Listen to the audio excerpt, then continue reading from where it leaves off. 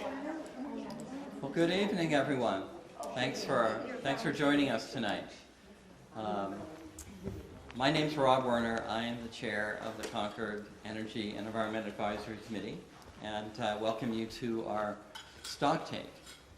So what is a stocktake? If you turn it around, it is taking stock and assessment, and it is somewhat based on what is happening internationally.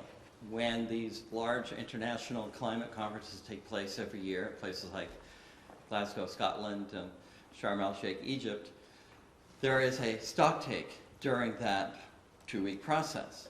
There's also a stocktake that's built into the Paris Climate Agreement in terms of where are all the nations? Where are we? What are we doing? What are we doing well? Where are we falling short? What do we need to do to fix that?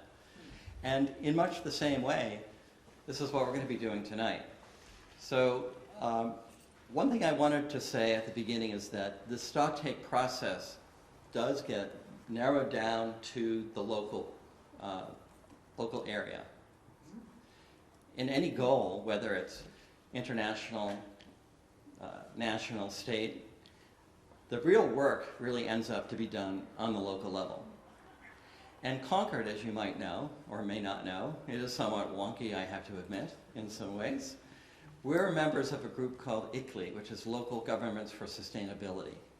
And there's an international aspect of ICLEI, but there's also ICLEI USA. And you'll be hearing from Kalee Roberts of ICLEI USA shortly. But ICLEI internationally and in the United States has been recognized really in fairly recent times, and this is a big accomplishment, as the voice of local governments, the voice of what we call subnational governments.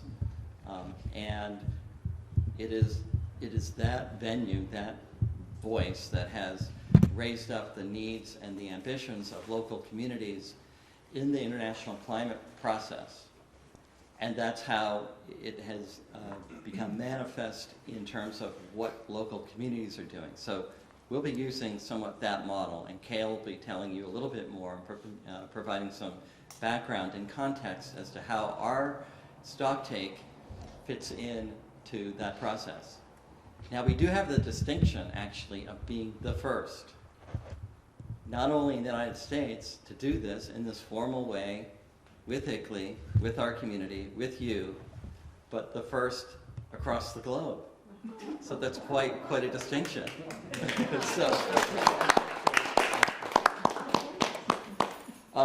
I can tell you I was very fortunate to attend the two most recent COPs in Glasgow and in Egypt, and working with ICLEI in both of those opportunities to talk about local communities. And we did talk about Concord, and we had many mayors involved from around the country talking about what their communities are doing.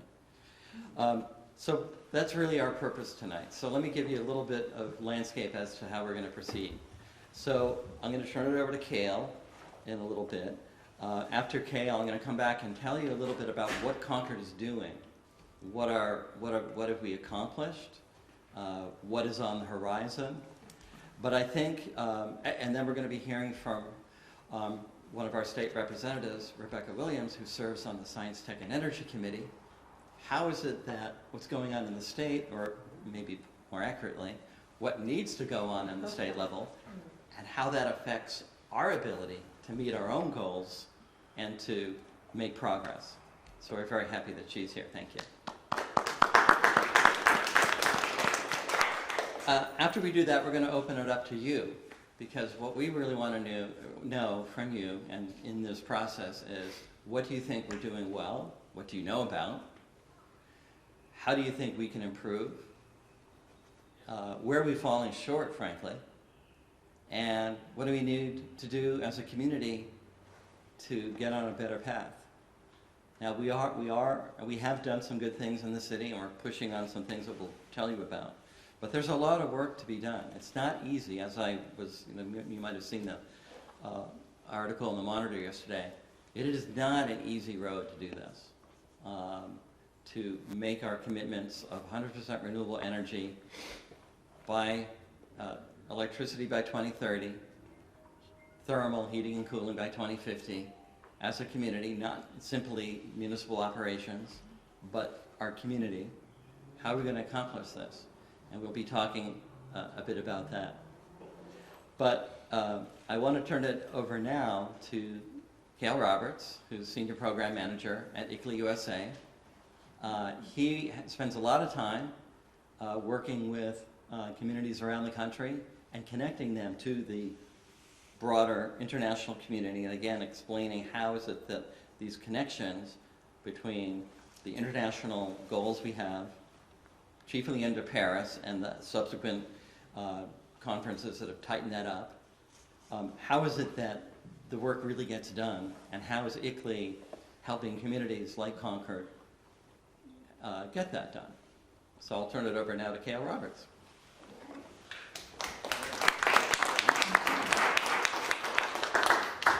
That was so nice. Thank you, Rob. Thanks for having me, everybody. Nice to be here in this world first moment. You probably didn't know you were showing up to that kind of event. But this truly is history in the making. And so I'll tell you why. My name is Kalee. I'm visiting here from upstate New York in the Hudson Valley. But I love to come up here and camp, so it's not my first time in the area.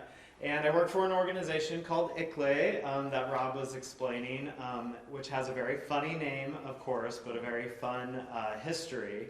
And that history is very relevant for tonight and why Concord is really making history. So I'll tell you a little bit about it. This history lesson starts in the year 1990, when the world was facing a global environmental crisis.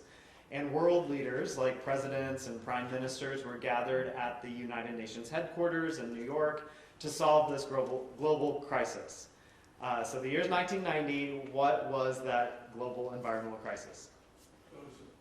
Yep, I heard it. You know, it's okay, you can yell that out. It was the hole in the ozone layer.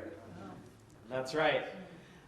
Which has recently had some good news, a little bit, to show that there's some power to these kind of global agreements whenever our world leaders can get on board with something. So yeah, presidents, prime ministers, these world leaders were at the UN and set their mind to solving this challenge. But they weren't the only leaders that showed up at the UN that day.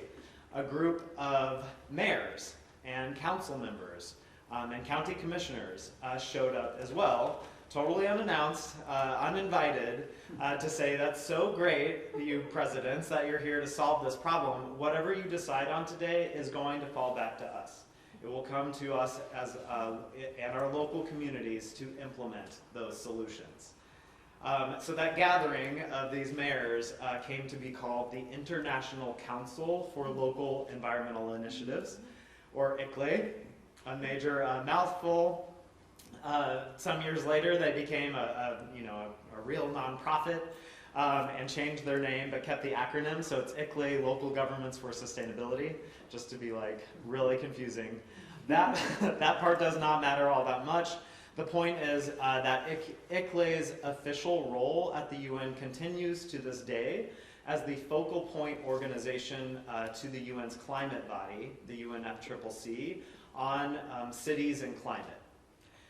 Concord is a member of this organization, and as Rob was saying, over the past few years has been working with us to push this idea that local governments should have an official seat at the table in these kind of global agreements. It can't all be left up to world leaders to come up with the language and the way that something like the Paris Agreement should be implemented. It will fall to all of you, and has been, certainly some years in the United States, entirely to local governments leading the way. So we mentioned the last few rounds of COPs, very wonky. These conference of parties are the UN's climate conferences. They happen every year. We all know about the Paris COP. That was where the Paris Agreement was signed in 2015. I should have quizzed you all on that. And since that time, there's been this kind of steady drumbeat of local governments pushing for official recognition under the Paris Agreement. So with Concord's help, we met some major milestones. That was in Glasgow, in Scotland 2 years ago, where we were successful to negotiate, to advocate that a line of text would be added to the Paris Agreement that calls out collaboration across all levels of government in the preamble of the Paris Agreement, and 2 references to cities and subnational governments within later paragraphs in the text. So as of 2 years ago, cities and local governments have an official, call out in the Paris Agreement. Of course, this is just a couple sentences, and on one hand it's very cool, but like how much could that do? It turns out that these global agreements act as treaties. We all know the Paris Agreement's a voluntary agreement, but it is a treaty. It's a compact between nations. So when a line of text is saying, work with your local governments, collaborate across levels of government, local, state, national, it signals to federal and national governments, nations, that, including the United States government, that they have to work with cities, that they should send funding directly to cities on climate, that they should sponsor and help advance climate action plans that are developed by cities. So come to a year later, and we have the Inflation Reduction Act, we have the infrastructure bill, all of these really as funding delivery mechanisms to fund climate action plans in cities.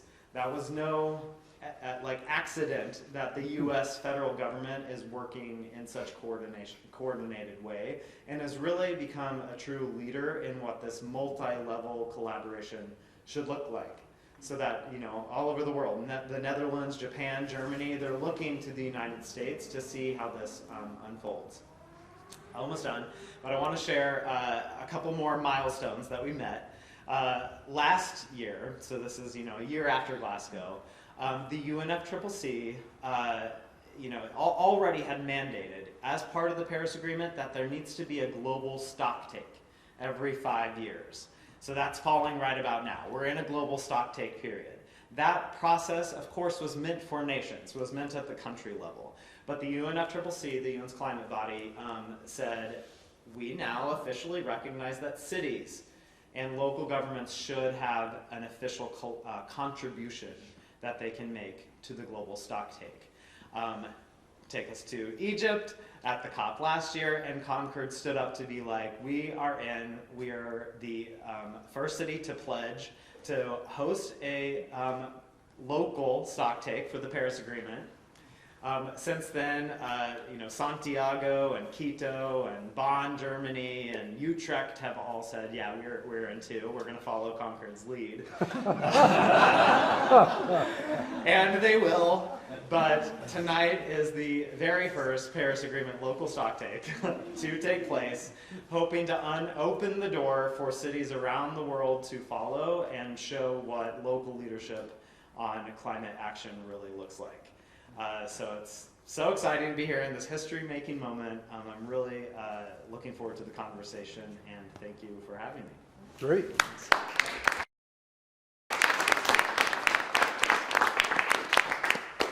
Thank you, Kale. So, this 5-year aspect is actually interesting because it was for us, because in 2018, that was the year the Concord City Council adopted our present goals of, as I said, 100% renewable energy, electricity by 2030, thermal by 2050. So here we are 5 years later. So I think it's appropriate, also given that time frame, that we really need to find out where we are and what you guys think about it and what we have to do about it. I wanted to bring you up to date, set the table a little bit about what's been going on the city level and in our community in terms of clean energy initiatives. I think you all know, I think it's been well reported, that we did complete the project of switching out all of our LED lights in the city. That is going to save us about $600,000 over a 10-year period, and certainly has an energy impact, so that's really positive. Over time, the city government has done a very good job of tightening up buildings and making buildings more efficient. And So that's all to the good. One of the major things that I wanted to update you on, you'll be hearing more about it shortly, is that you may have heard, you may know, some of you do know, that the City of Concord has once again put out an RFP to build a significant solar array on our cap landfill on Old Turnpike Road. We've tried this before for various reasons and other locations. It has not panned out. The numbers have not tied out exactly as we need them to be. But because of the fact that folks like Rebecca McWilliams have advocated for at least a compromise that we have now in terms of net metering for our community, we can build up to a 5-megawatt project on our landfill, and that law helps us do that, makes that more viable, makes it possible so that economies of scale can actually exist and work for us. So, as I said, there's probably, that landfill can probably host a 4-megawatt or so project. There are 5 companies that have responded. City staff will be looking at it after Memorial Day in terms of what direction we're going to be heading in, but I'm glad to say that we had 5 respondents in terms of interest. That's significant and that's good. Solar projects. There are companies that are looking at our community in terms of where to site solar projects. Not all the solar projects necessarily would be net metered or connected to our operations. Some of them may be significantly large. I think you might have heard some years ago about a large solar array that would be built up at the West Portsmouth area.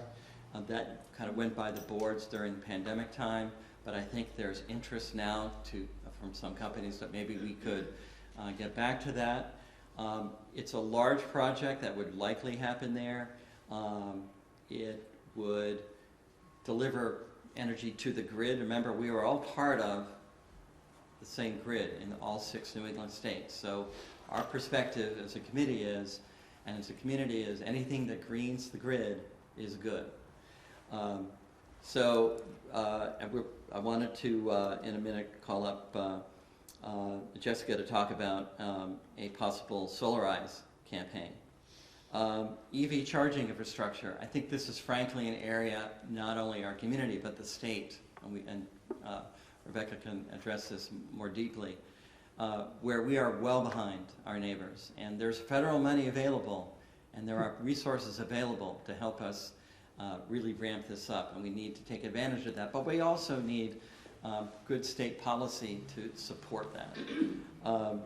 Transportation, I think, so transportation accounts for about 30% of our greenhouse gas emissions in the city.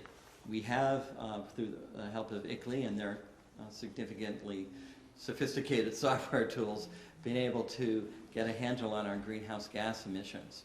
So we know where things are coming from in terms of those emissions. Transportation is an area that is going to need a lot of attention, certainly EVs. But I would say on the municipal side, one thing that we really need to get going on is looking at our fleet in terms of what vehicles are in general services, our police fleet, those kinds of things. There's a lot of opportunity there. One significantly major thing that is important and needed is the whole concept of community power, which I think many of you have heard about. Aggregation. It is a way, Frank, of bonding together communities and to be able to leverage negotiations and through price purchasing and economies of scale again. We have set up, the City Council has authorized the formation of a Community Power Committee. That is in progress now. We will have an initial meeting in June, date to be determined. It's not clear exactly what we will be doing in terms of joining the existing Community Power Coalition, or will we be doing some other kind of community power arrangement as some communities have done, namely Keene. Now, Keene, for example, they have a community power agreement that they're doing in their community, but they also have brought in some of their contiguous communities. And I think it's not out of the question that here in the Merrimack Valley, that we would be working with some of our contiguous communities, Bow, Hopkinton, Pembroke, others, to really investigate that, because it's really how is it that we can help each other? How is it that we can create a situation for our ratepayers that is more tenable and sustainable? So that's important, so stay tuned for that. But Jessica, I wanted to see if you might come up just for a second here and tell us about the concept of a Solarized campaign for the city that we were thinking about doing. So. Hello, everyone. Yeah, so I'm also on the CEAC with Rob, and one of the things we're thinking about doing is a Solarized campaign. A little hard to hear you. Yes? A little hard to hear. A little hard? Is that better? No, that's just for the camera. Yeah, That's working. Talk loud, okay.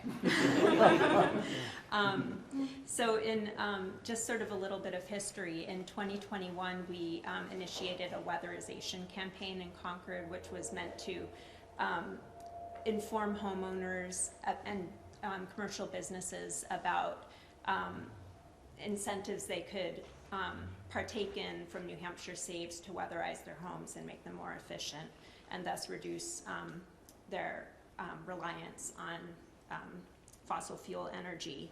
The next step to this is a Solarized campaign, in which we're trying to form relationships with a few different solar providers, and then launch an initiative to try to encourage people to solarize their homes or put in backyard solar or commercial businesses, and link people to the resources and potential discounts to get solar on their homes. So that's the idea. We've been thinking about a January launch date, so Stay tuned. yeah, stay tuned. Good, thank you. I will say that it's important to realize that on our present path, we've done incremental good things in the city. That's true. But we strongly feel as a committee, and there are many other people in this community who feel the same, that unless we do something significant, like stand up a community power program and be part of that, it's very unlikely that we will meet our goals as a community. So this is a very important process and consideration to be able to do this community power program, whether in coalition or in some other way, but I think it is a pathway.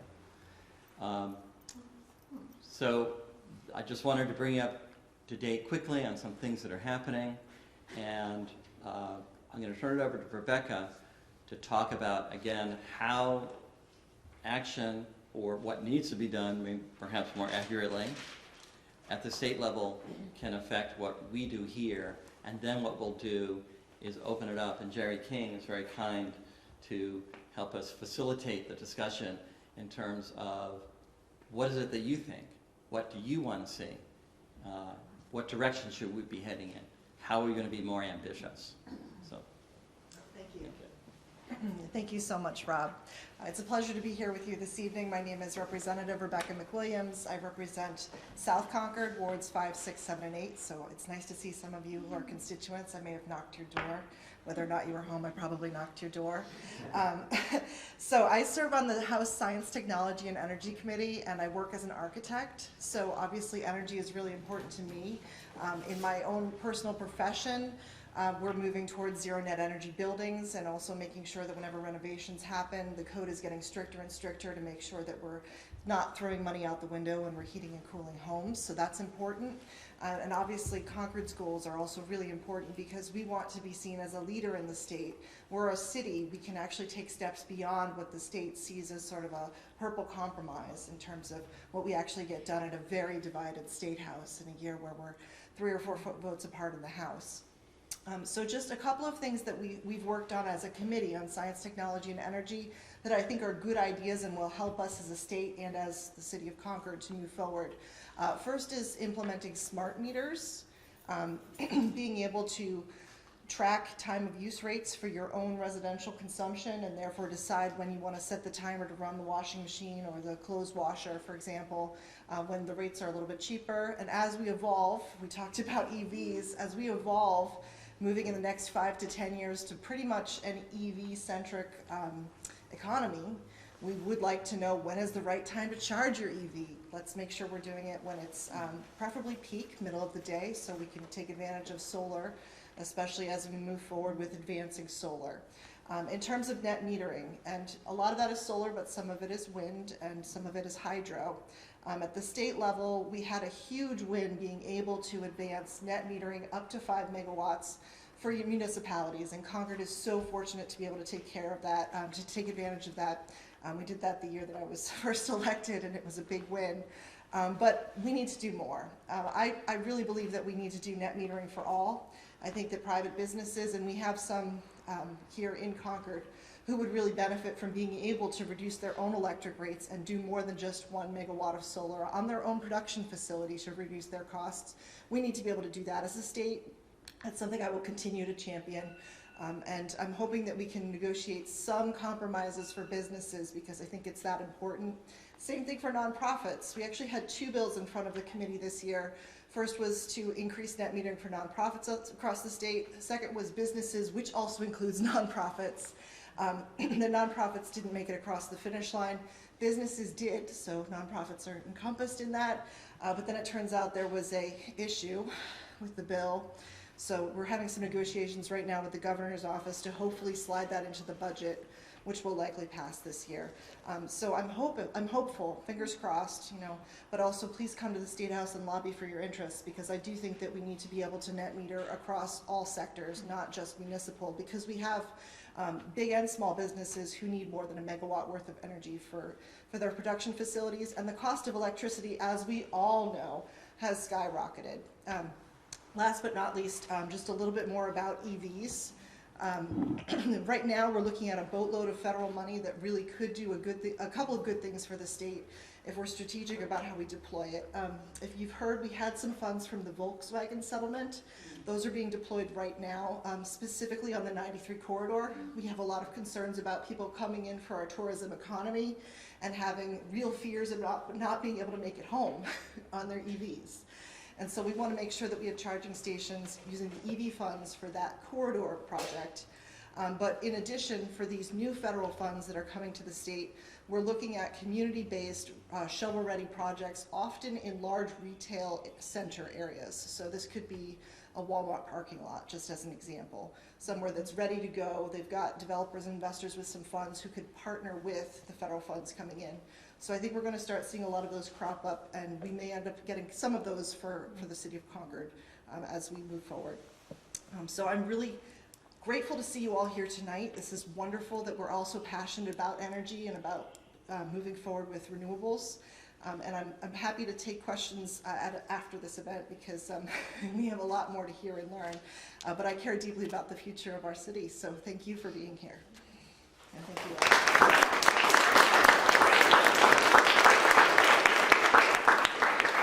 So now we're going to turn it over to Jerry and open up our discussion. But before we do, I did want to say a few words about what the Concord School District is doing. And as you know, we're sort of separately governed here in Concord. But I was talking with Matt Cashman today, who's one of the facilities directors for the school district. And they are seriously looking at putting solar on the schools. You might know that the high school roof has been strengthened. A few years ago, it probably wasn't appropriate for solar, but it is now. They're also looking at other properties around the school buildings. There are some areas, maybe broken ground, that could be appropriate for ground-mounted solar. They have a strong commitment that wherever the new middle school is built, that school be a net zero school. They're very committed to that. So there are good things that are happening with the school district, and we have been working more closely together in recent times than we have in the past. So in fact, when we have our regular committee meeting on Wednesday night, the school district, Matt Cashman and others are coming to inform us as to what are they doing and how can we support each other. So without further ado, I wanted to turn it over to Jerry. And Jessica, if you could please come up and take some notes. But we basically wanted to pose some questions to you and really open it up in terms of what your thoughts are and what is it that you want to see from the city.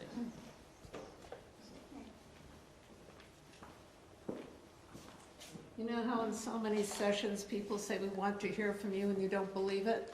That's not true tonight. We really do want to hear from you. I didn't check this out with you, Rob, and I probably should have.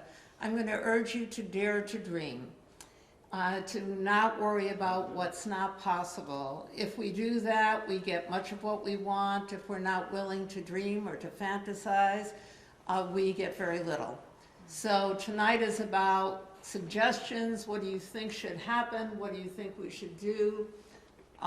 Anything, and it can be big or small. So who would like to start? Zib. You know, I gotta start somewhere, right? Yeah, that's right. Couple of comments that are more reactions.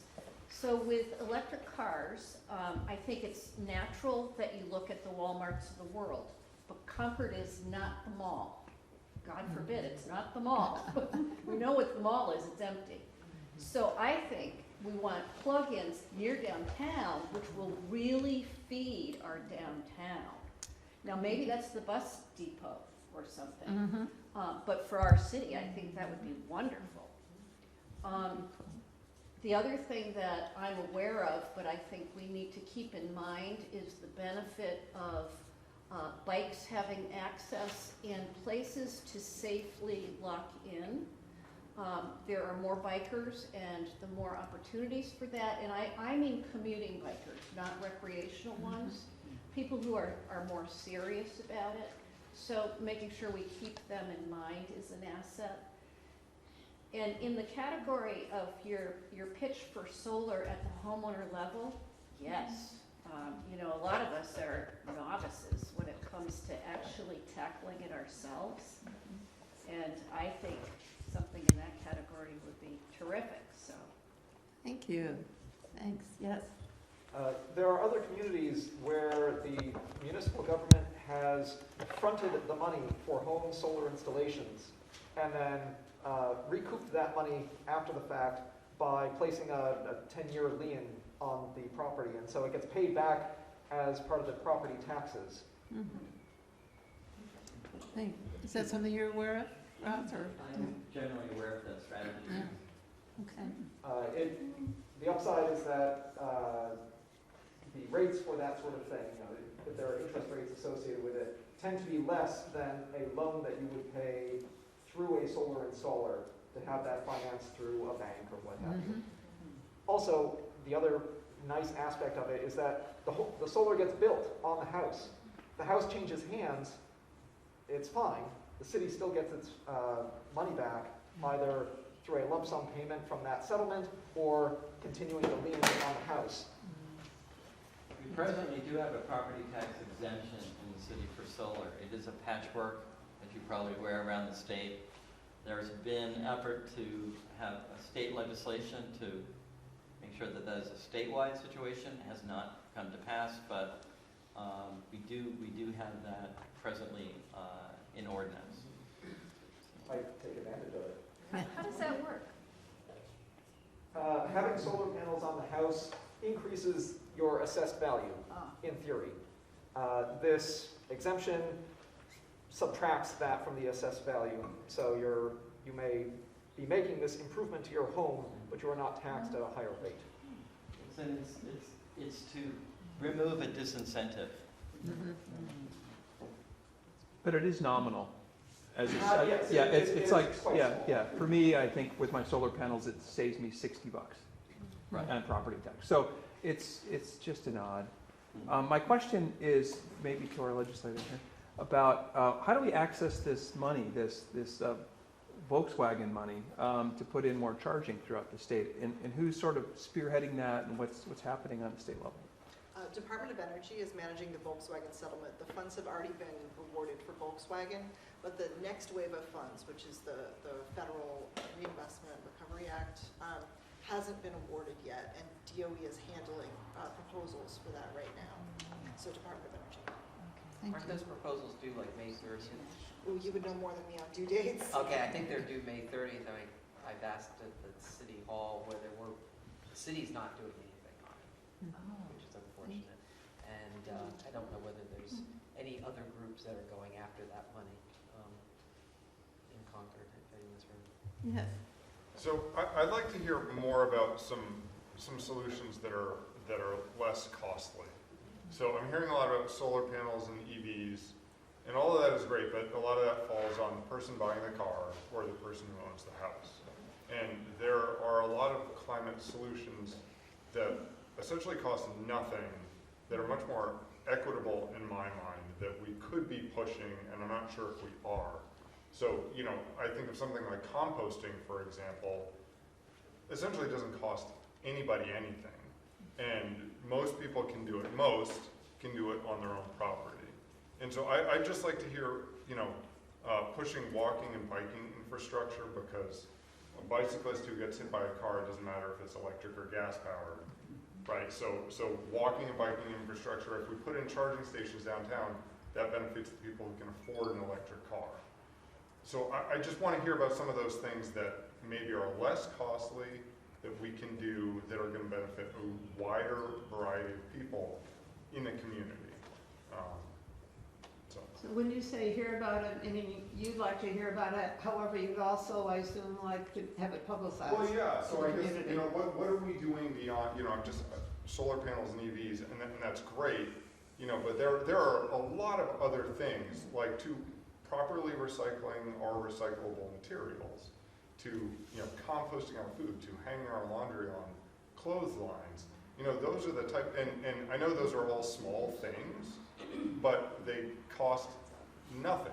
You know, so like, I know the money's great, and I know EVs are great, and it makes you feel good when you drive, you know, 80 miles an hour in your Tesla, but most people are not going to be buying those electric cars. And maybe eventually we will get there, but I think there are a lot of things that we can really push, which are not going to cost a lot of people a lot of money. Excellent point. Yes.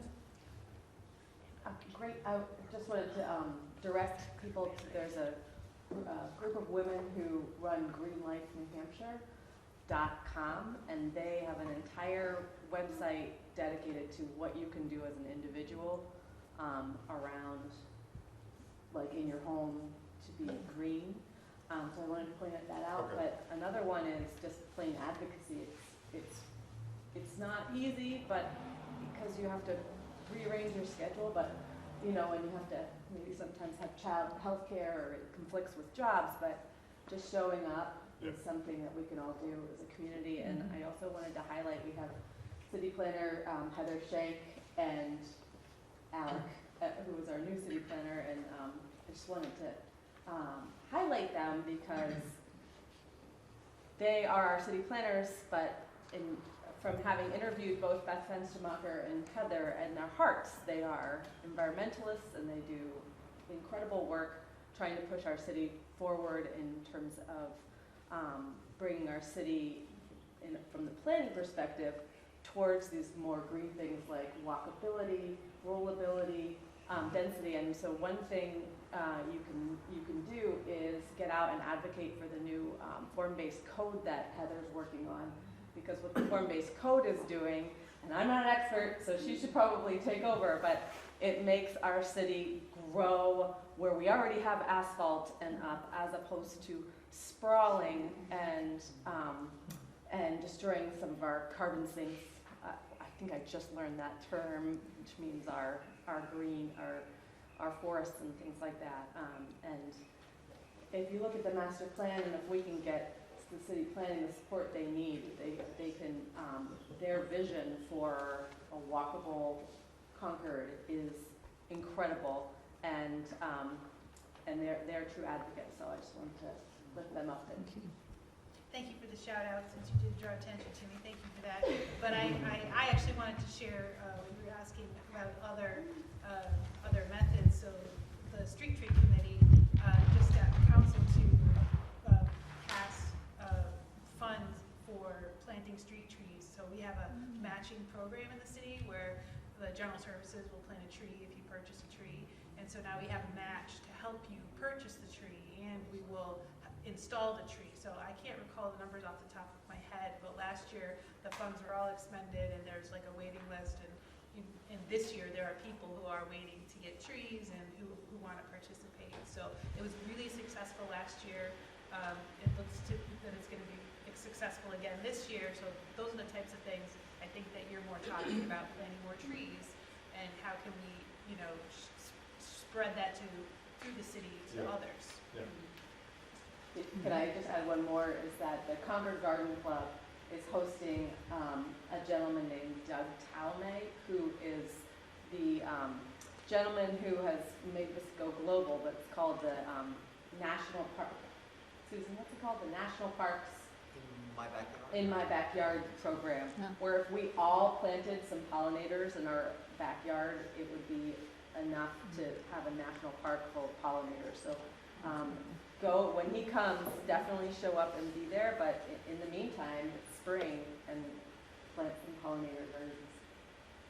Can I just ask you to repeat the website you initially talked about? It's greenlifenh.com. Thank you. Green Life, New Hampshire. Thank you. Green Life, sorry, is that it? Jessica, Green Life? New Yeah, Hampshire? GreenLifeNH.com. GreenLifeNH.com. They're not actively posting right at the time because they're super busy. One's an educator and the other one works at St. Paul's with the greenhouse, but I worked on their website and they've got so much information.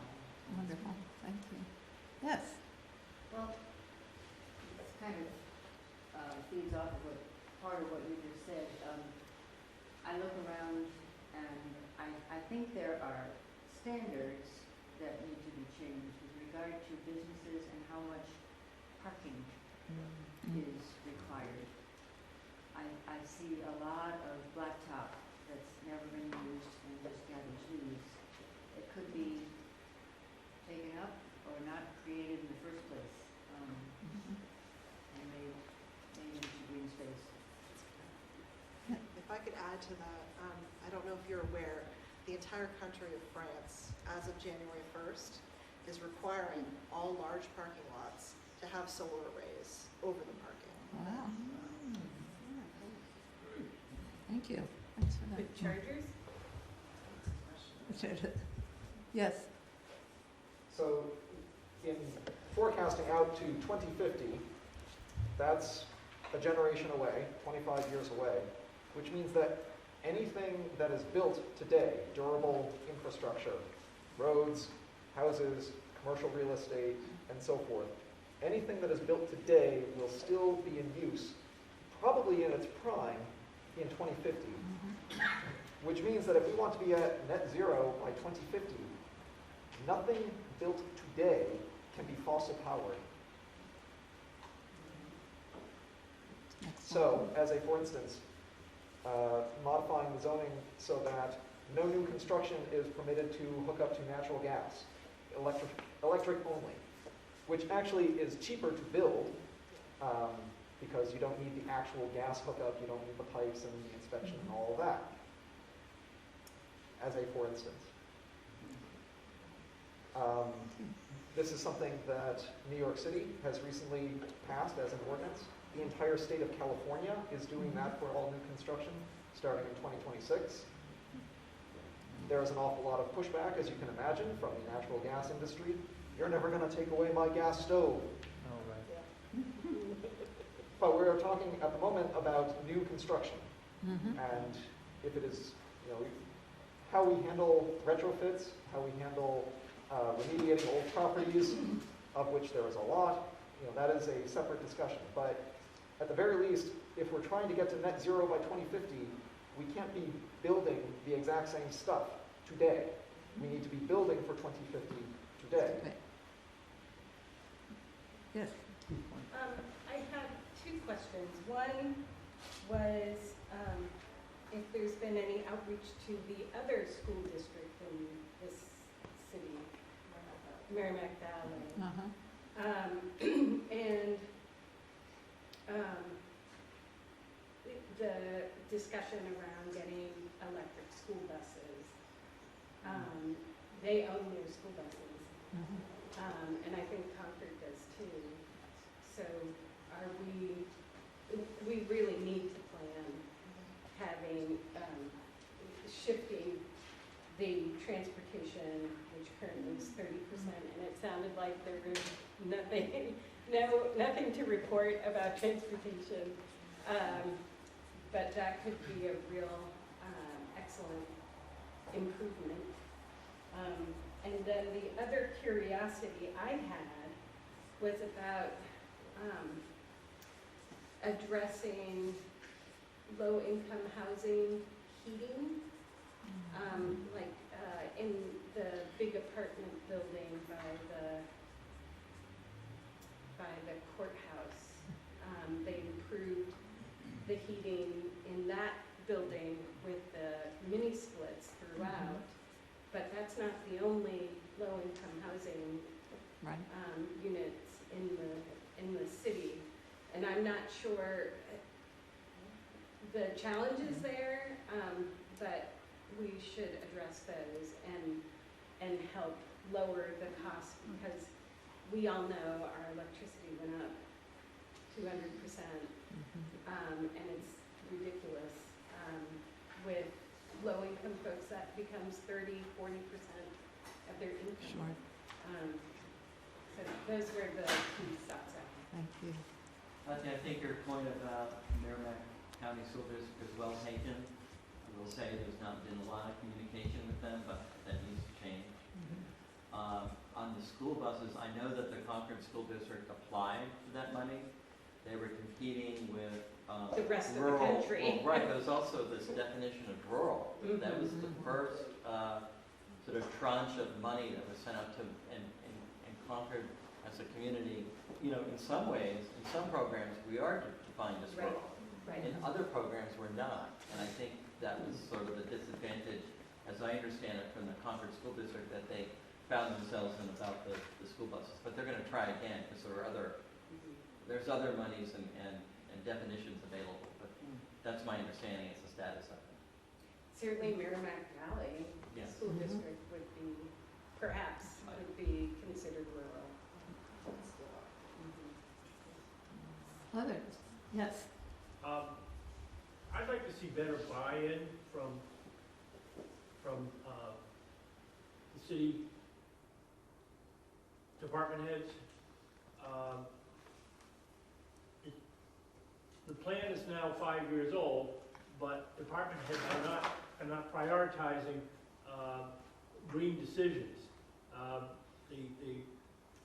The municipal golf course took out a huge amount of old pines and which we're sequestering carbon quite well, and also returning carbon dioxide. And we missed some opportunities that what I think we need to do is support the budget proposal for a sustainability officer who is involved in decision-making on purchases for the city, and that becomes a consideration in everything that the city does. The electric golf course carts may cost more than the ones that are gas powered or natural gas powered, but you know, you make those decisions, and those golf carts are going to be around for a long time. And if they're difficult to find, you buy a few at a time. That was what the bus proposal was, is that they found the right routes that would make sense for a school bus that would not run out of electricity before the kids got back to the school. So I think if anybody's involved with testifying or interacting with their city councilors about the budget, that should be in the budget and stay there. Just want to speak to that. My name is Meredith Cooley, and I'm co-director of Concord Green Space. We put a a blog post out on our website about the need for a sustainability director, and it's got all the information for writing your city councilors. We do have a city councilor champion. The sustainability director was not put into the budget for this budget season, but that doesn't mean we can't still advocate for it. So as soon as we know which budget hearing to show up at, we can certainly, if everybody comes out to advocate, we can change that and push for a sustainability director. Because it's, according to Rob and Seek, which, do you guys use that? Okay, according to Seek, it's like the number one thing we can, besides community power, it's the number one thing we can do is get a sustainability director, and it pays for it itself. This person would write grants. So if you want to subscribe to our newsletter, you'll know exactly when and where to show up. But we do need people to show up. If we don't have at least this many people in the room, it's just going to be wait till next budget cycle. So. So in my neighborhood, which is an old one on Liberty Street area, we've lost a lot of trees, and some of them we've lost just in the last year. And taken down by disease. That December storm took a whole bunch down. So it's an old neighborhood, and some of the trees that have come down are right next to the curb. They've heaved the sidewalks. But we've lost a huge amount of canopy, and that's happening all over the city. So we also know that the planners seek greenery in their current plans. But the problem is the old plans and the old developments that have lost trees as well. And there's no obligation for them to be replaced. I think we need to look at how do we take action other than voluntary. I mean, maybe it's through incentives to get the green canopy started again, because it takes a long time for those trees to grow. And we're talking about carbon as part of the solution. What can we be doing from a policy perspective to promote that? As a follow-up to that,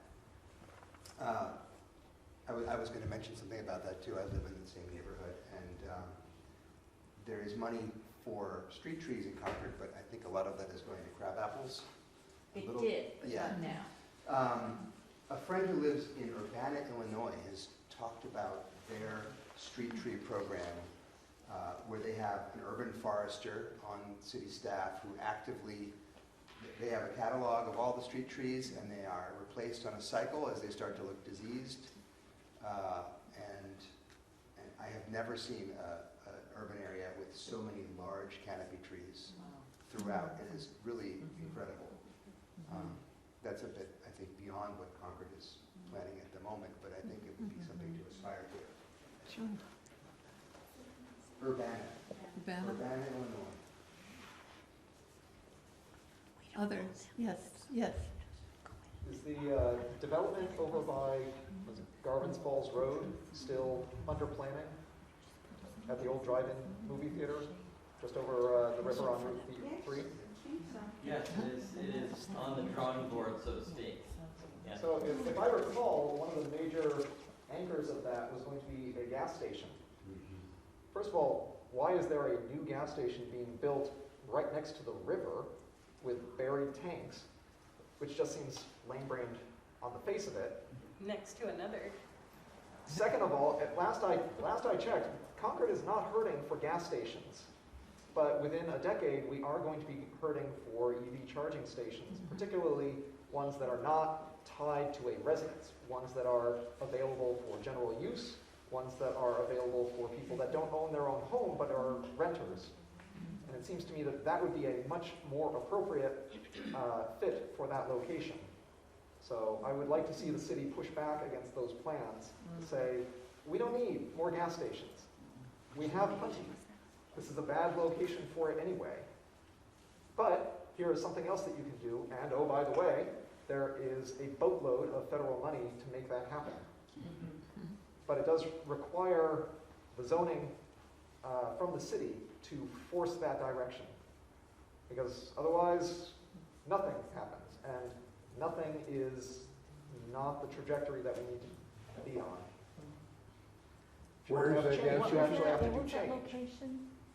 Garvin's Falls Road. So take Route 3 right over the river, and before you start heading up the hill towards all of the automobile dealerships, Yeah. just off to the right there, just downriver, I gather there used to be a drive-through, or a drive-in movie theater there. Must have been a long time ago. Long before my time. I just read about it in the newspaper. Where is this in relation to the Concord Monitor property? Oh, no, this is Some south- part of it is south- Oh, south of solar. Exit Oh, 13. so 13. Yes. Yes. Another thought came to my head about investing in mitigation issues Mhm. for flooding and water control. I'm not sure what level that is happening, where they're building out rather than replacing with the same size culverts and what have you.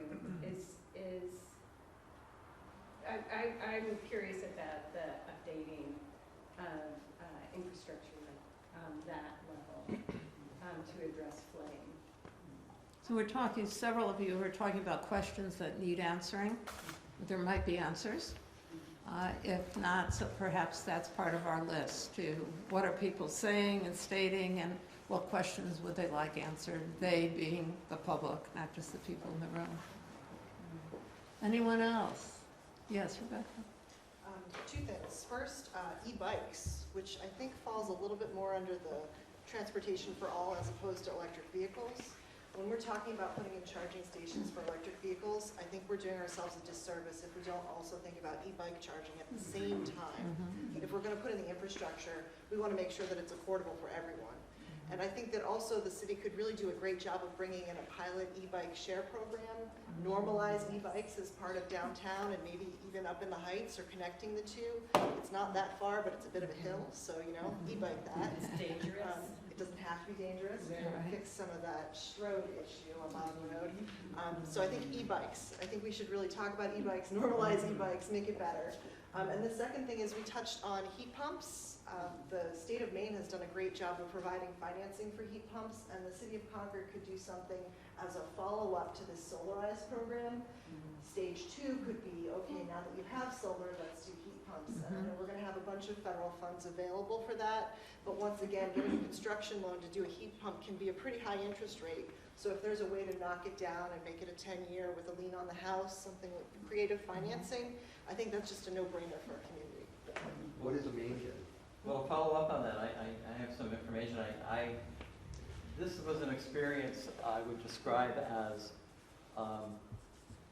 aspirational, but also, again, a little like, why are we not doing what Maine is doing? So last year, I went up to Augusta for the Maine Climate Council annual gathering, and it was very inspiring. And one of the most inspiring aspects about it was that there was a group of bipartisan legislators and many department heads of state government there in harness about what is Maine doing, where are we going as a state. That was the inspirational part. But being from New Hampshire, of course, somebody always said, well, what do you do? Well, what are you doing? Well, we want to do what you're doing, ultimately. But one of the things that was interesting I learned is that the town of Auburn, to your point, is using their ARPA funds to match the Efficiency Maine dollars for heat pumps. And they've had, as a result, a very significant uptake of heat pumps in the city of Auburn because there are decision makers who have made it a priority to fund it and to headlong that kind of path to help people afford that. So that's the kind of innovative program I think was notable. South Portland has actually, they have stated that they will pay for heat pumps in low-income homes. not super low income. It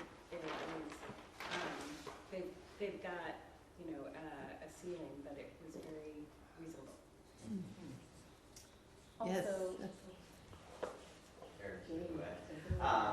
No, I just building off of these comments, I think that, one, we just double down on the sustainability coordinator. I mean, we have so many great ideas already here, and having the kind of capacity and leadership to be able to move it forward seems really key.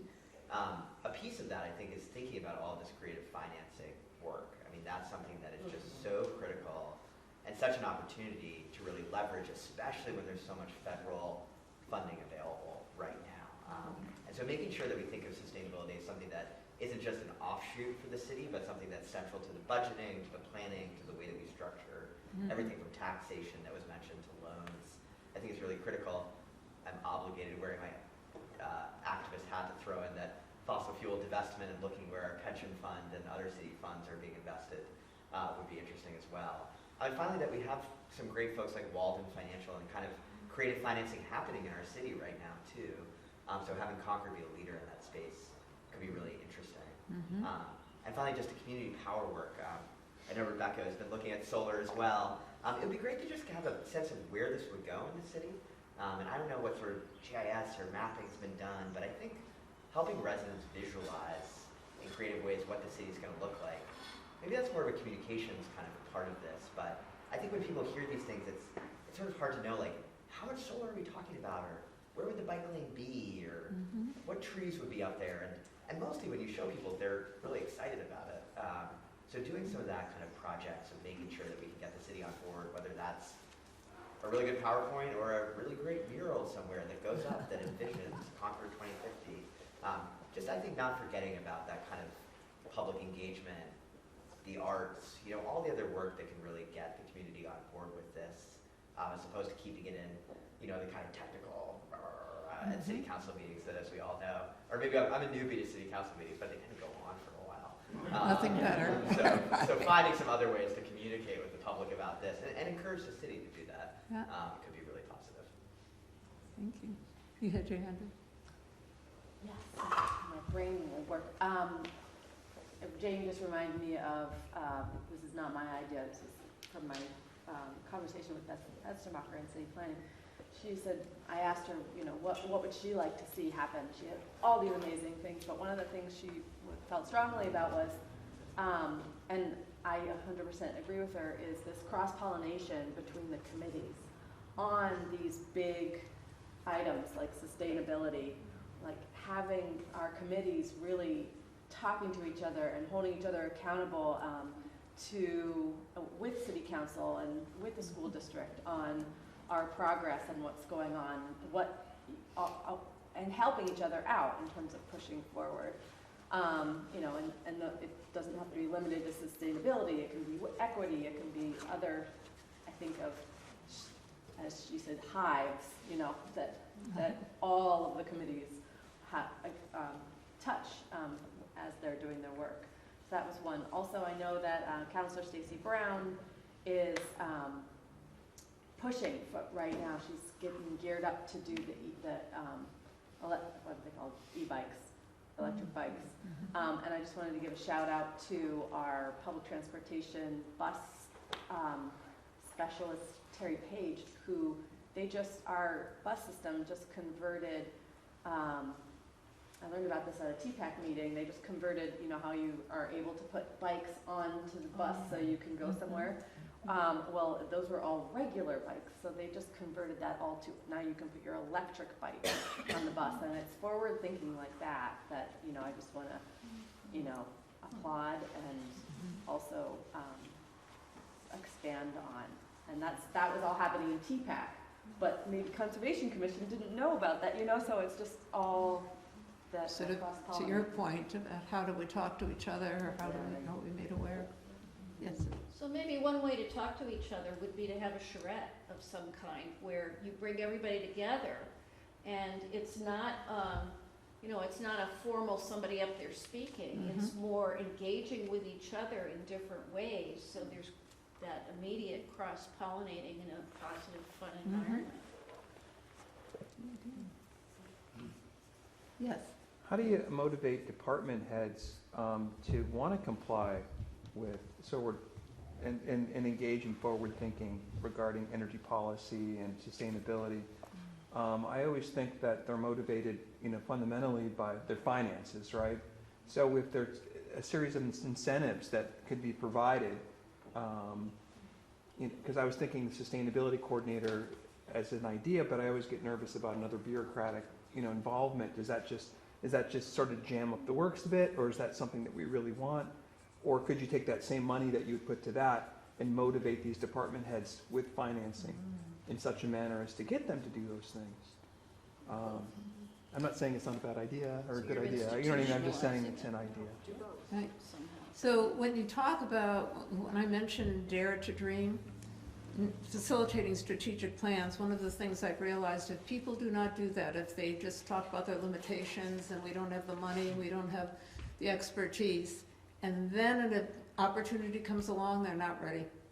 They're not ready to take it. So do we say, we'll put that out, and if we're disappointed, we're back where we were anyway? Is it possible that an opportunity will come along? Yes. Well, just a couple things. So people may not know this relative to some of the city departments, but the city was just successful in receiving some ARPA dollars to put in solar panels at the wastewater treatment plant.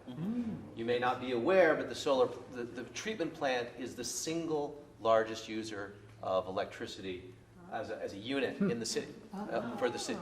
And the same is true with our water treatment systems. These are incredibly energy-intensive activities to pump and treat water to make it cleanly. So that's something that I think is pretty forward-thinking. It's not attached to the grid. It's not part of the net metering. It is used internally at the facility because it is an intense energy user. I would think that we could think about something similar for our water treatment system. Again, an energy-intensive use, potentially floating on Pennacook Lake. There are floating technologies, things like that. If you're talking about stormwater and talk about trees and how all of that works, those are the first things that get cut out of highway projects, out of paving projects.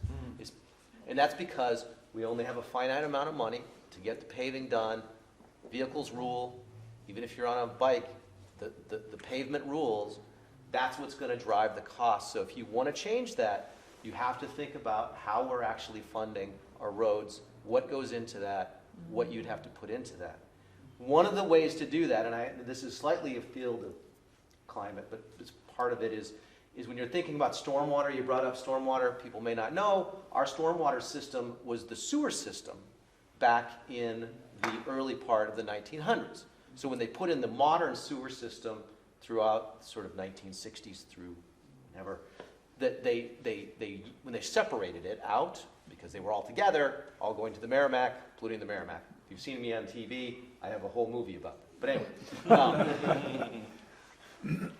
so that happened, and so we're using this system, which was never built for the kind of stormwater we have today, given the changes in precipitation patterns. So we have it's old, it's brick, some of it's brick pipes. You remember the sinkhole that happened on the interstate a few years ago? That's the old sewer system that is now the stormwater system.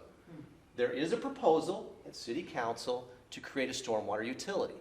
The way we fund stormwater is inherently unfair because it sits on the back of all of us as taxpayers and not allocated to those people who are generating the most stormwater.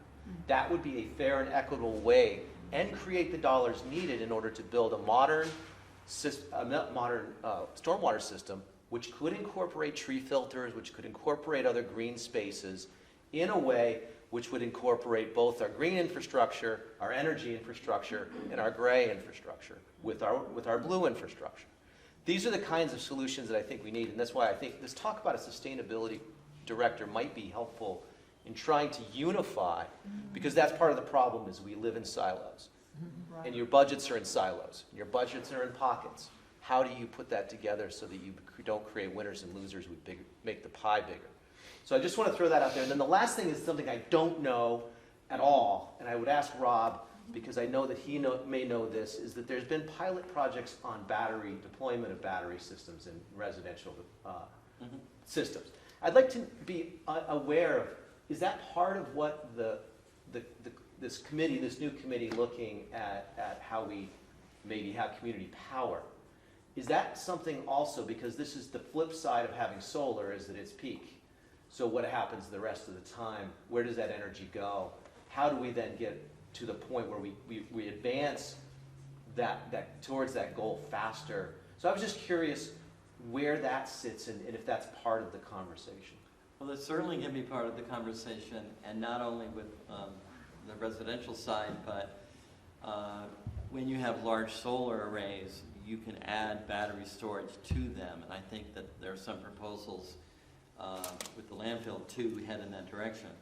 But my hope is that this Community Power Committee will take what is being done, discussion around what other communities are doing, whether they're part of the coalition or not, and if battery storage can be part of the discussion around that. I mean, a lot of it is, giving people different options and what level of renewable energy are you purchasing.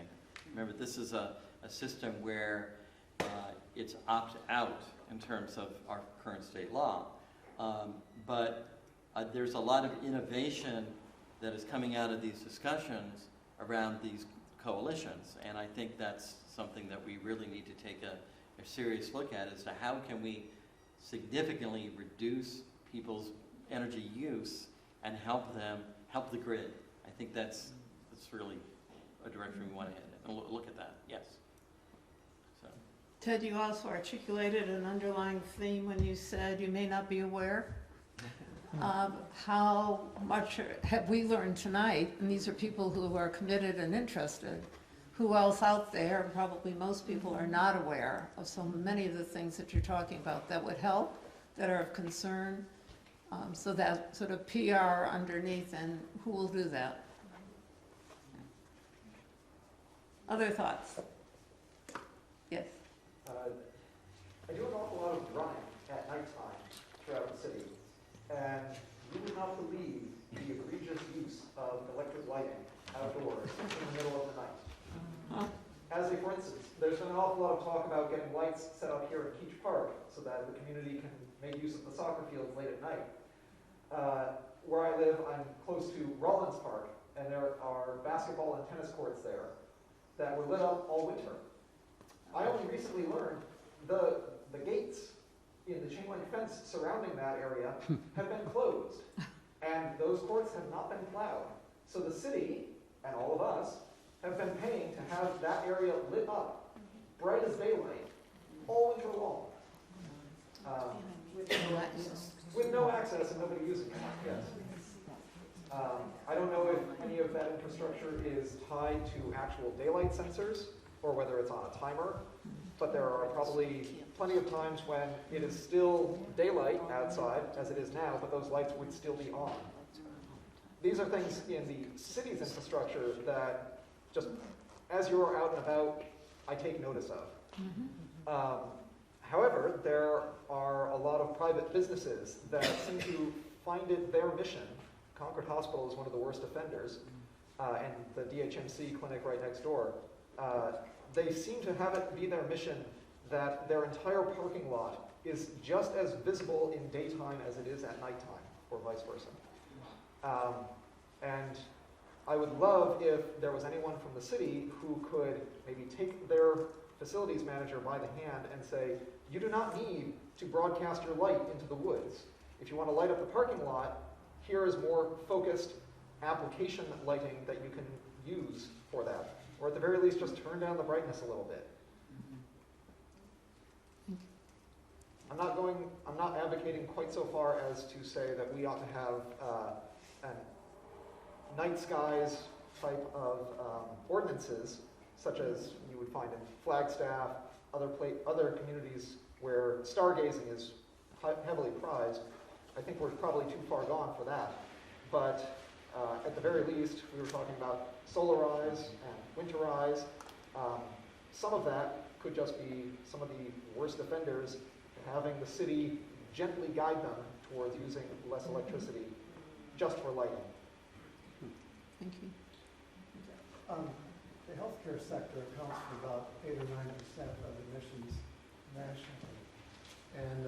first day, 2022, the U.S. Department of Health and Human Services initiated a health sector pledge for hospitals and other health institutions to pledge to reduce emissions by 50% by 2030 and be net zero by 2050.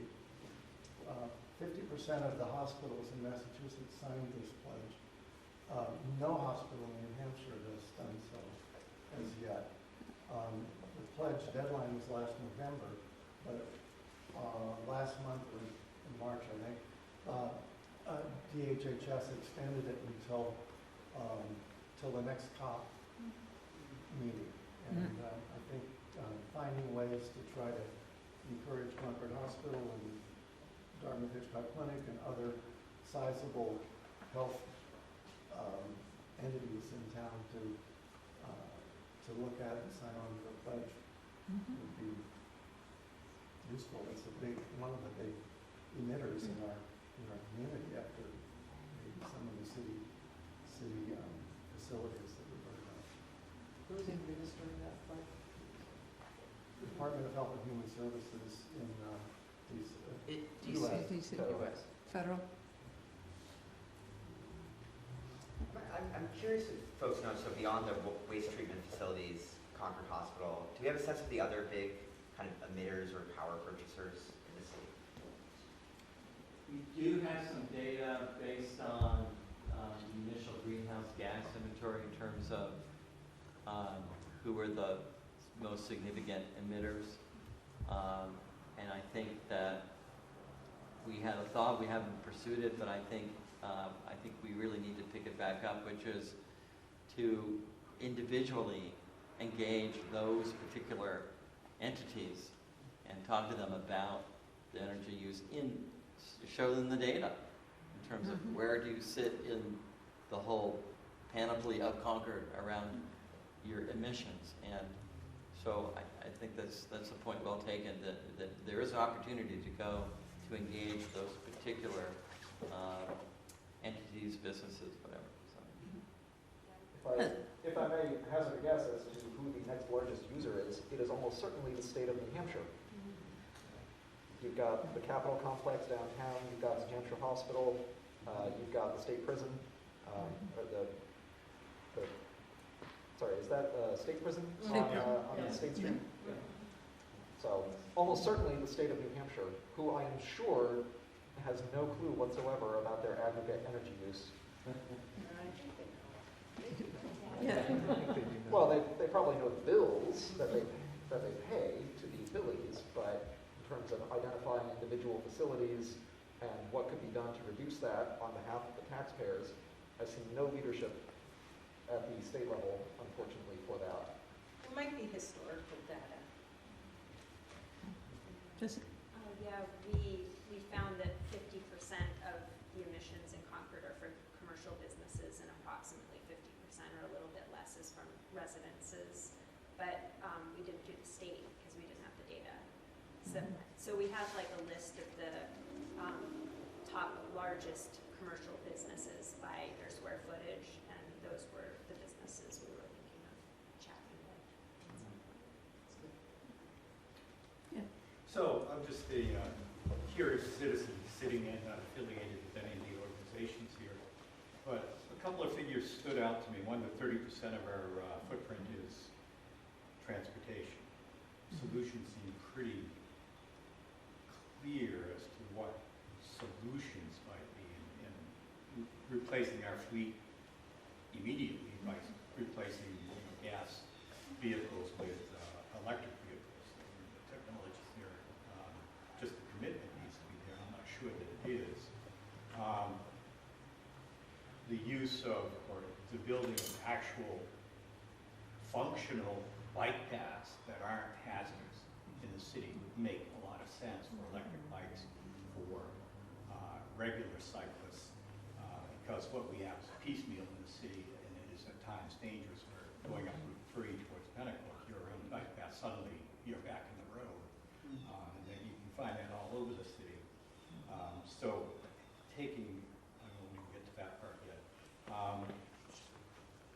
The chargers, I mean, okay, everybody's going EV, we can why isn't there a proposal already for charging stations to be put into the downtown and other areas of the city? All things that kind of make sense. Okay, you're going to reduce transportation carbon footprint, then you've got to address those areas that are pretty obvious to people. But the thing that struck me is that there's money out there to do these things, yet there's no proposal to make these things happen. And the deadline is May 31st. Is that what I heard? May 30th. Yeah. May 30th. I mean, obviously there's got to be some coordination here and some commitment from the leadership of the city to do these things. I mean, the money's there, grab it, do it. Okay, and with that, apparently we're going to miss that deadline and go on another year and say, let's get some more good ideas going, rather than putting them into practice. And I mean, I just wanted to make those comments and those observations just as an outsider coming in. Who cares about, this commitment to becoming, a carbon neutral city? First of all, I would, you're not an outsider. You're part of this community. And so I appreciate your comments. So. You're inside. Yes, You're an I insider. actually have. Part of the issue is, the sustainability director would identify the programs, because, I mean, the documents describing the program, the money that's available is, astronomical, and there's different pieces of it, and whether we're rural for one program and we're not too rural for one and not rural enough, it's pretty complicated. And I don't think, there's nobody, these people are working really hard. I mean, my impression of people we do have in the city is they're pretty fully deployed keeping things operational. There are not a lot of people sitting around that have the time or that it's even in their job description. So I think that's part of what we need to push on is a sustainability director. I think would help that, because I don't think they're opposed to doing this thing, but they don't have the time, and it's not easy. And I've spent a lot of time looking at these regulations to see whether it was an obvious, that we could do this, and it takes a lot of work. And they also need the community to come out and say, we want this. Yes. Right. We talked to the city manager, what was it, Friday? Friday. And he said, after we sent out that book, he said, I just got 2 letters. And basically meaning like, if I had gotten a flood of letters, we would be, we would be having this discussion. So certainly, They do keep track of the letters. Right, sure. Because they put that back up. It's like, well, you put out a blog post and only 2 people sent a letter. Can't be very big. and that just speaks to how if we come together as a community, which is what I think the Stocktake is about, and we talk to each other and we, have a plan with then the cities there to, we are the agents of change here. By just speaking up, writing letters, getting active, and pushing.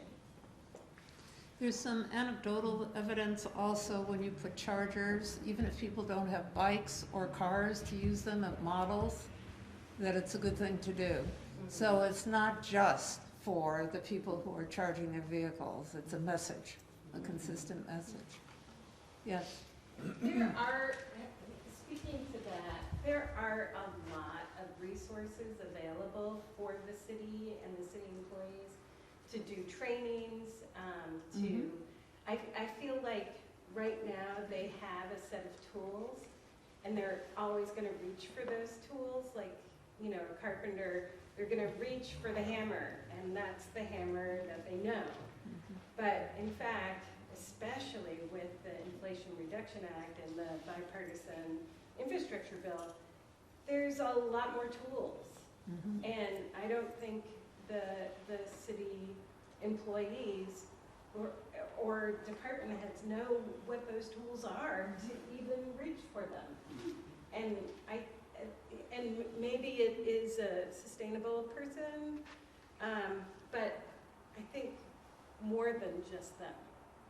This person is set up to fail if they are there by themselves saying, hey, excuse me, you didn't, I think we have to create a movement in the city hall so that they're all reaching for more than just the hammer. Nice metaphor. Anyone else? Yeah. So ballparking between now and 2050, that's an average decrease of about 4% carbon emissions per year. What is the plan for Concord to reduce by 4% in this next year? We're all looking at you, Rob. Rob's gonna plant enough trees for all of us. That's a really good question, because I mean, 4% we, of a large number is a large number. yes, it is. So, I mean, it's, you know, smaller than the numerator, but it's still a large number. I think maybe building on that, you know, short-term targets do sort of help focus the mind, of course, and so even 2030 is quite close, but it feels a little bit far away. And so I think trying to figure out, to the point of kind of building a movement in the city, you know, what are some things we could work on in the next year or the next 2 years even? It's also going to be an election year, you know, people are coming through Concord, there's a lot of political activity, and so it's a chance for us to kind of model issues for the state and for the nation, perhaps. So figuring out some things we could push towards, whether it's community power or some other goals for 2024 or 2025, could be really positive, I think. And the final other piece I'd add, and I know that the school system's a whole separate one, but finding ways to get this into Concord High and to get sort of that piece of the community involved and more young people involved, you know, would be great. And also because I think a lot of kids are struggling right now, feeling like there isn't much hope and there's a lot of anxiety around these issues. And so getting folks involved and making sure the mayor is going to Concord High to talk about these issues and things like that could be a good way to sort of pull people in. And nothing gets parents involved like their kids nagging them, so you know, that's a good way to do it as well. Yeah, I just spent a career trying to get people to do the right things for the environment. And? And I will tell you that there's a few limiting factors. Take it for whatever you value this. My lessons over 30 years in environmental work is that you have to identify both the systemic things that have to change so that people don't even know that they're making a change. That's a big piece. That's a thing up here. You have to have things that people can actually do and will make a difference. So there's a basket of those things. And within both of those things, you have to identify what's in it for them. And if you can't do all three of those levels in an effective way, you will not affect change to the kind of magnitude that we're talking about, whether it's 4% a year or it's 20% in 4 years. We've got to get, or 5, sorry, math was not my forte. Those are the baskets that you have to fill out. And I think that that's where the committees and other people thinking about this have really got to put the effort to understand those three aspects. That was a good TED Talk. Yeah. By definition, every word out of my mouth is a TED. So what do you think about messaging with all that? I find that I'm just stepping into this arena of renewable energy and all this kind of stuff, and it seems like there's a lot of technicalities. I was going back and forth with Rob about even calling this a stocktake, because what does that mean? And all the jargon and all that kind of stuff. So when you're talking about those three pieces you just mentioned, where does making this digestible for the layperson like myself, what is your experience with that then? It's always community champions. Every time, everywhere that anything good happens, it's champions from the community. And it's tough. Well, it's people that are well respected within their communities, and they're well connected. If you've read, what's it called, Gad Wells' book about somebody help me. Malcolm Gladwell? Yeah, the turning point or whatever it's called. Tipping point. Tipping point. Read It took Tipping all Point. of us to remember It's that. the same. I know we're all getting older. It's the same set of elements. It's you have to have people that are well informed, champions that are well informed, champions that are well connected, champions that can function in different roles through the community and are headed in some similar direction. it's not rocket science, but it's really hard to make happen. But that's what it requires. It requires lots of people talking about it and building up and building capacity and finding, again, what's in it for me. Because that's why we don't, I mean, some people recycle, some people don't recycle. Some people do, compost, some people don't. Some people put solar on. Some people don't have a good roof for it. Too many dormers. But ultimately, I got to know, I'm a consumer. I'm a consumer first in all of this. What's in it for me? And until we can articulate that in a really strong manner, we won't make systemic change happen without answering that. And I don't know the answer to that. But that's what has to come out of this, I think.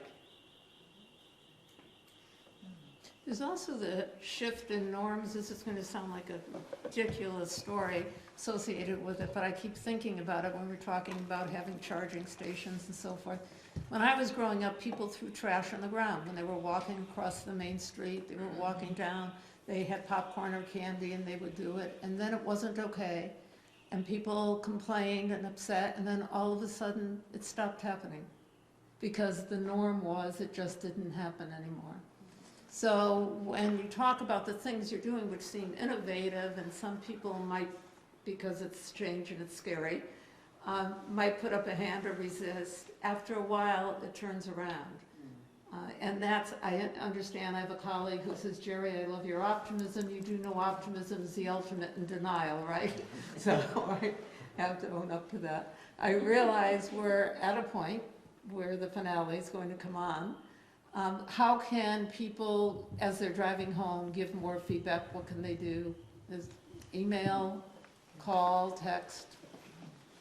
Well, one of the things that we're going to be doing with our partners at Concord Green Space is we're going to be setting up a portal webpage so that you can continue to make comments, and we will be putting out these notes. We will be writing them up and making sure that folks have them. But I think that is the short answer, is that there will be a mechanism and a publicized mechanism by way of continued comment. So actually, I'd like to invite Meredith Cooley up. We just wanted to. As if they hadn't heard me on. That's true. Already. But you had mentioned Concord Green Space, but I'm not sure how many folks really are completely aware of what that is. It's a relatively new effort in the city, and it's engaged a lot of different people around some very important issues.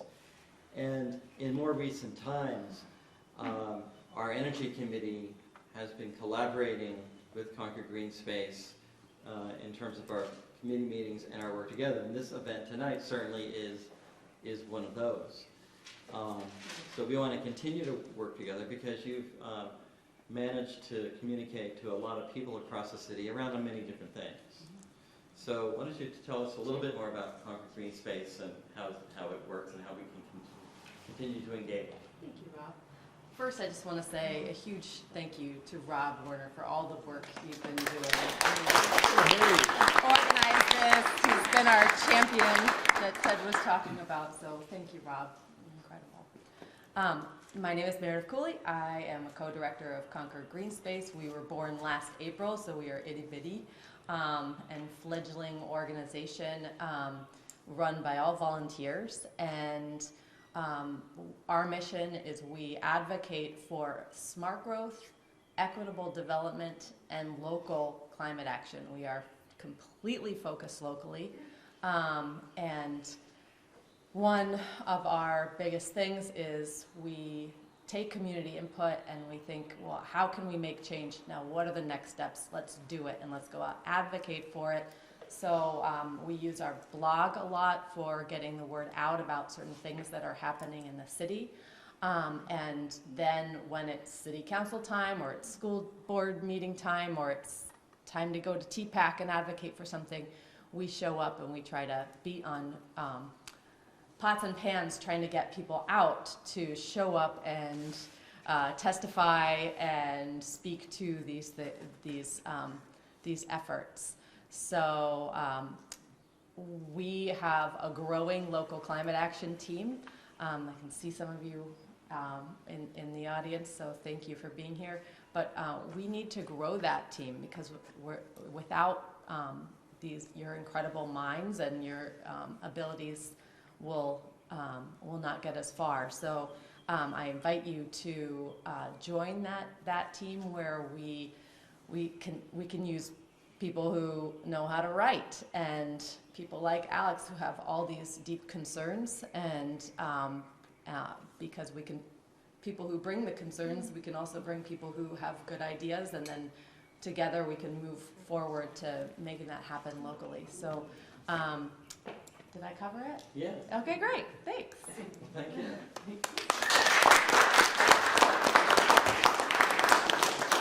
So just as a point of this evening, we actually need to be out of this building by 8 o'clock or thereabouts.